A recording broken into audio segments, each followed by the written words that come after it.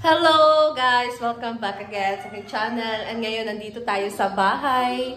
So, update tayo ngayon dito sa ating bahay serye, mga Bebshi. And almost tapos na ang ating bahay. Ayan, dito si Abby kasama ko. Ay, dyan nakaupo. Reminiscing.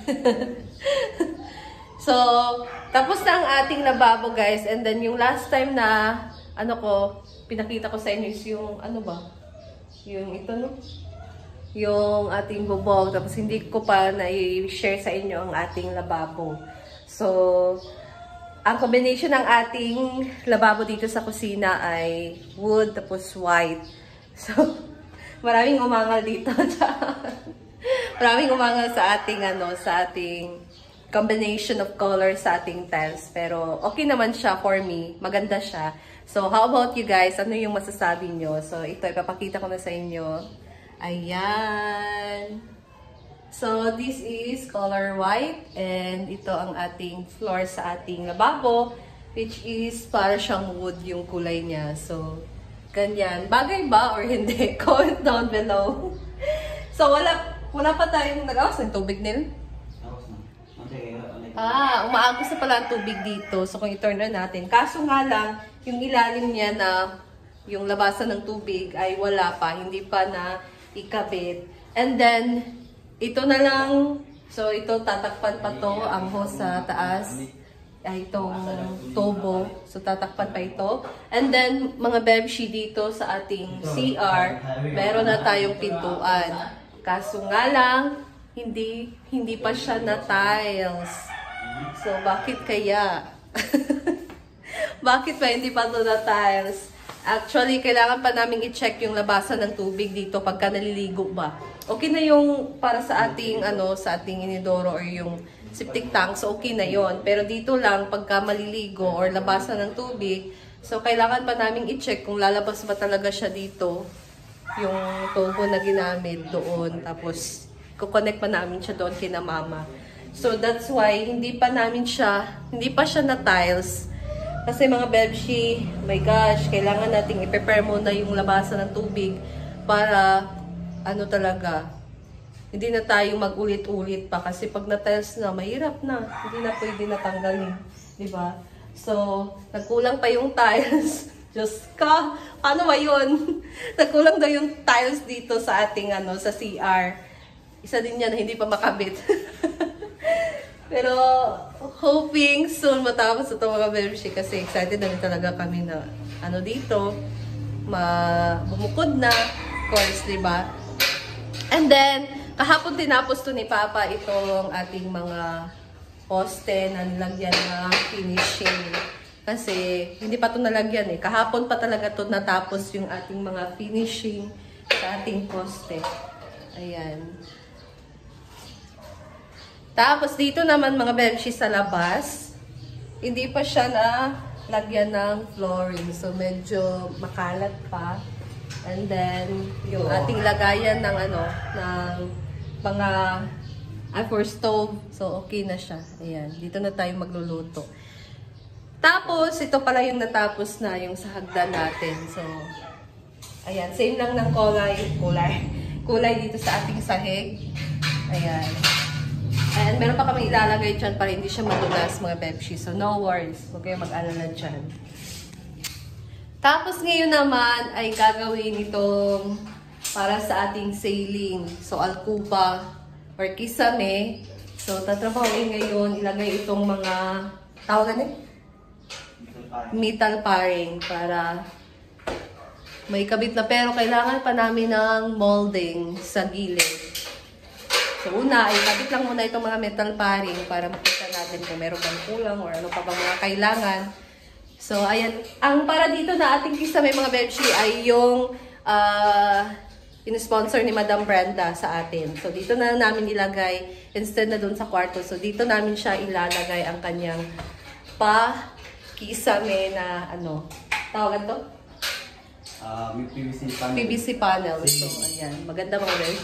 Excited na din talaga ako. Yung na lang talaga, yung i-sew hole sa panday.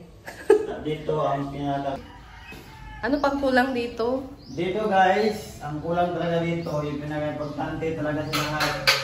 At yung pinaka-magastos sa lahat kapag nagpakabit ka is yung kuryente. Ayan. So, Kasi estimated na labor daw para sa kuryente is nasa mga 5,000 or 6,000 yung estimated na labor. Oh my gosh. Kumbaga sila yung magkakabit ng mga wiring, lahat na ng wiring. mga switch, ng mga outlet. Maliban pa dun sa igagastos mo sa Sipalco kung nagawa ka ng sarili mong meter. So, ang estimated naman na apply daw ngayon sa mga ganitong bahay na konkreto, metal, is nasa 20,000 pesos daw. Diyos ko! So, yan yung iniisip namin Ivy at pinapanungan kung ano yung mas maiging gawin para magkakurente kami dito. Yes. Kasi out of budget na talaga kami. Yung panday namin nga, wala pang sahod. Wala pa po siyang sahod. Oo, di pa yan sinasahuran. Hindi pa naman umabot sa isang linggo yung trabaho niya. So, okay lang din. Nasahod din nga yung sa sahuran. So, yun yung talagang importante dito. Yung kuryente. Para makabit na rin yung mga lead light namin na binili ni Ivy. Yung mga wiring, yung mga switch, yung mga outlet. Yan ang dahilan mo, Besh. Yan nilagay yung outlet sa TV. Dito naman yung ilaw, andun. So yun lang guys. Ilan bang outlet dito? Ah, Ang outlet ba? ang outlet dito is Mura na isa? Dito sa TV. Tapos meron din tayo ditong outlet. Huh? Isa dito or doon. Para sa kung meron tayong ref. Oo. Isa, dalawa. It should be. Tapos ditong outlet sa ating kusina. Oo, for the... Nakakunik yan dito. Meron ding outlet dito nakalagay. Wag dyan. How about dito? Or doon na lang ilagay yung outlet. For the kwan ba? Ano For yung the ilaw rice naman? cooker ba? Yes.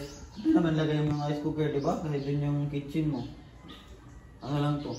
Din, Siya mo ilagay yung mga plato mo. oh, dire. Oo. Siya mo lagay yung rice cooker mo. Dire. Oo, di ba? Dire oh.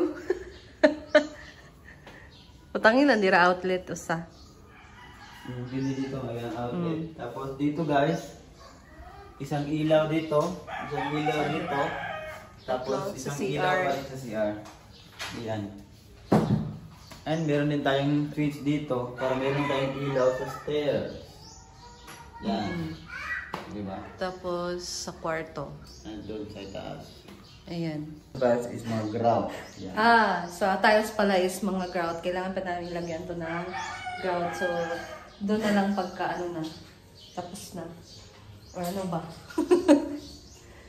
So, paggabi, naglinis kami dito, mga bebshi, dahil pupunta sila madam mamaya dito. So, mag-vlog din sila dito ngayon. And, kakahiya kasi hindi pa natapos ang ating CR. Pero, okay na yan. That's life. Go. So, akyat muna tayo naman. Akyat muna tayo dito sa taas. Yung taas namin. Tapos ng ating ano dito, ang Hindi pa ating talaga siya. double wall. Ayan, dito na side, na lagyan na. So, yung dito na lang ay wala. Wala pa. Susunod na yan ka. Ayan. Hindi ba? Hindi mo naramdam yung init. Wala nang init. Ganda. Wow. Is na happy. Diba? So far, ano talaga mga bebshi. Ang ganda. Ang sarap sa feeling na, ano, hindi na mainit. So, videoan mo muna ako. Ayan. Tapos na ang ating double wall dito sa ating kwarto mga bebshi. So, yung kulang natin dito ay pintura. Pero, hindi lang muna sa ngayon. Ano na, puhon na kung makaluwag-luwag na ta. So, ayan dito, meron na. So, hindi na talaga siya mainit, in fairness. Lilipat na tayo, babe. Gusto ko na lumipat. Tapos, nagpaplano pa din kami na maglagay ng cabinet nga kasi pag lilipat kami, Diyos ko, saan ba namin nilalagay ang aming mga damit? So, wala pa nga ang budget. Uy, pag meron ng budget, dito na tayo sa ating, so pag malakas yung ulan guys, dito lang siya oh. Ayan, kikita na natin kasi meron ano dito. So, lalagyan pa ba ito ng canopy? Yes. Oo. Pero matagal pa yan malagay. Ay, meron na tayong sahod sa aming panday or yung magtatrabaho dito para sa ating canopy. So na yan guys. Meron na tayong nakaprepare naman dyan ng mga materials. So, yung ang pagkabit na lang talaga yung isasahod sa kanila. So far, pwede na naman kami magtambay dito. Ayan na. View.